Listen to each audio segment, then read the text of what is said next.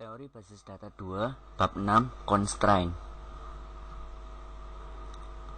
Tujuannya memahami definisi constraint, dapat membuat constraint, dapat melakukan pemeliharaan constraint. Definisi constraint. Apa itu constraint? Constraint adalah batasan atau aturan yang ada pada tabel. Constraint mencegah penghapusan data dari suatu tabel yang mempunyai keterkaitan dengan tabel yang lain. Misal, terdapat keterkaitan antara tabel departemen dengan tabel pegawai, di mana pada tabel pegawai menyimpan informasi kolom nomor departemen yang juga terdapat pada tabel departemen. Jika baris dengan nomor departemen 10 akan dihapus dari tabel departemen, sedangkan terdapat data pegawai yang bekerja pada departemen tersebut, maka dengan adanya constraint antara dua tabel, penghapusan tersebut tidak bisa dilakukan. Oracle menyediakan beberapa tipe constraint berikut: not null, unique key, primary key, biasanya disingkat dengan PK, foreign key, dan check. Terdapat 1, 2, 3, 4, 5. Terdapat 5. Kemudian sintaks penulisan constraint yaitu create tabel, skema tabel, kolom data tipe, default expression, kolom constraint, tabel constraint. Kemudian contoh penulisan constraint: create tabel employee ID, number isikan 6, first name varchar 20, job ID varchar 10, not null. Constraint IMP /MB /ID PK, primary key-nya employee ID. Constraint not null. Suatu kolom yang didefinisikan dengan constraint not null tidak boleh berisi nilai null. Kolom yang berfungsi sebagai kunci primer atau PK otomatis tidak boleh null. Not null constraint atau tidak ada baris yang berisi nilai null untuk kolom last name. Not null constraint. Tidak ada not null constraint. Terdapat baris yang berisi nilai null untuk kolom departemen ID. Pada kolom departemen ID ini terdapat nilai null, tetapi yang untuk last name-nya tidak ada baris yang berisi nilai null. Kemudian contoh penggunaan constraint not null: create tabel employees, employee ID number 6, last name varchar 25, kemudian diberi nama sistem not null, salary number 8, maksudnya angka 8,2, commission PCT numbernya 22, hire date constraint IMP hire date, NN not null, diberi nama usernya. Kemudian lanjut ke constraint unique queue. Constraint unique queue mendefinisikan suatu kolom menjadi bersifat untuk ilustrasi penggunaan constraint unique queue. Berikut adalah dari tabel employees, di mana IMP ID, last name ID, dan email. Untuk menginsert diperbolehkan, tidak diperbolehkan karena sudah ada. Pada insert ini nama dari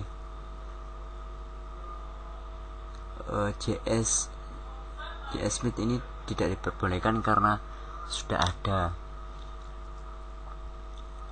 Kemudian kita lanjut ke perintah pembuatan tabel untuk ilustrasi di atas.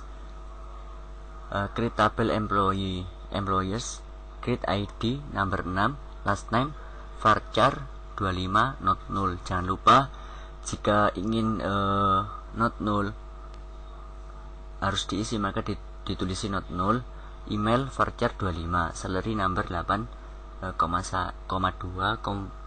commission PCT number 2,2, hire date-nya date not null. Constraint IMP email UK unique queue email. constraint primary key. Constraint primary key membentuk key yang unik untuk suatu tabel kolom yang didefinisikan sebagai primary key akan mengidentifikasi suatu baris data menjadi unik. Contoh penggunaan constraint primary key: create tabel departments, department ID nomor 4, kemudian department name, kemudian varchar 30, constraint dep nama not null juga. Kemudian untuk manager ID kita pakai number 6 dengan angka 6, location ID number 6. Kemudian ilustrasi penggunaan constraint primary key. Kita menggunakan tabel departments, di mana primary key-nya adalah department ID, kemudian department name, manager ID, location. Pada department ID tidak diperbolehkan atau null value.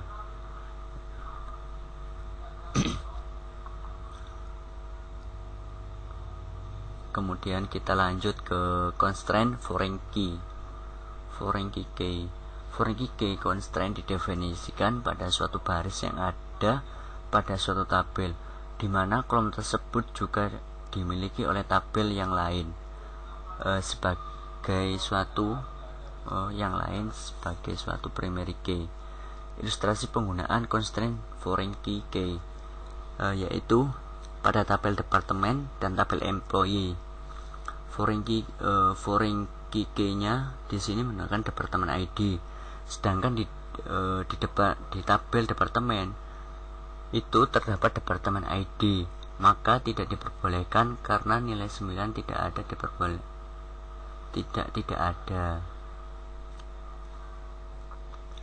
Perintah pembuatan tabel untuk ilustrasi di atas seperti tadi: create tabel, nama tabelnya employees, employee ID-nya kita isikan dengan number 6, last name varchar 25, kita tambahi dengan not null, email varchar 25, salary 8,2, commission PCT number 22, hire date not null, department ID nomornya 4, constraint MP FK. Jangan lupa untuk menuliskan foreign key department ID, references department ID. Kemudian kita lanjut ke keyword dari constraint foreign key. Berikut ini keyword yang ada pada constraint foreign key. Foreign key mendefinisikan kolom yang ada pada tabel anak. References mengidentifikasi tabel dan kolom dalam tabel induk. On delete cascade penghapusan baris departemen dalam tabel anak pada saat sebuah baris pada tabel induk dihapus. On delete side null mengkonversi departemen foreign key ke nilai null. Kemudian constraint check digunakan untuk mendefinisikan suatu kondisi yang harus dipenuhi oleh tiap baris data dalam tabel. Contoh penggunaannya: salary number kita isikan 2, constant EP salary min, check salary lebih besar 0. Kemudian kita lanjut menambahkan suatu constraint. Untuk menambahkan suatu constraint digunakan perintah alter tabel. Cara penulisannya alter tabel add constraint tipe. Menambahkan constraint, misalnya ditambahkan constraint foreign key pada tabel employees yang menunjukkan bahwa data manager harus valid atau berhasil dari tabel employees. Alter tabel employers add constraint IMP manager FK foreign key manager ID reference employers employee ID. Menghapus constraint. Untuk menghapus suatu constraint juga digunakan perintah alter tabel, akan tetapi cara penulisannya berbeda, yaitu alter tabel drop constraint tipe. Untuk menghapus constraint manager dari tabel employers, alter tabel, nama tabelnya yaitu employers, drop constraints IMP manager FK, tabel alter untuk menghapus constraint primary key pada tabel department dan menghapus asosiasi constraint foreign key pada kolom employers.department ID. Alter tabel department, drop primary key case, kemudian tabel alter, berarti tabel sudah berjalan. Mendisable constraint, untuk menonaktifkan constraint digunakan klausa disable. Pilihan cascade digunakan untuk mendisable departemen integrity constraint, tabel alter tabel employers, disable constraint IMP IDPK cascade. Kemudian untuk mengenable constraint, untuk mengaktifkan kembali constraint digunakan klausa enable.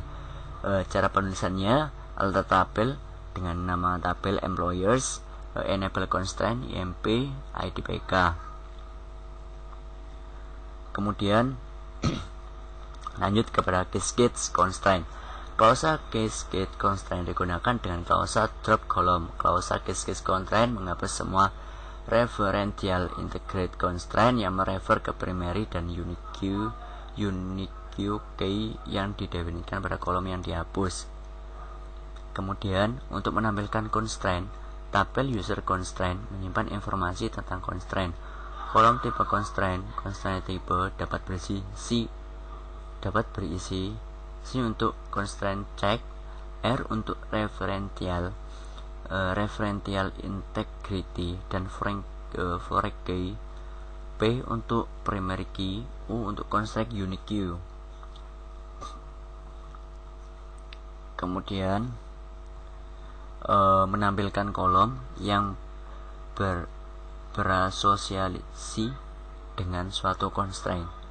Berikut ini untuk menampilkan kolom yang berasosiasi dengan suatu nama suatu constraint yang ada pada view user count columns. Untuk penulisannya, select constraint name, column name from user count columns where tabel name sama dengan employers.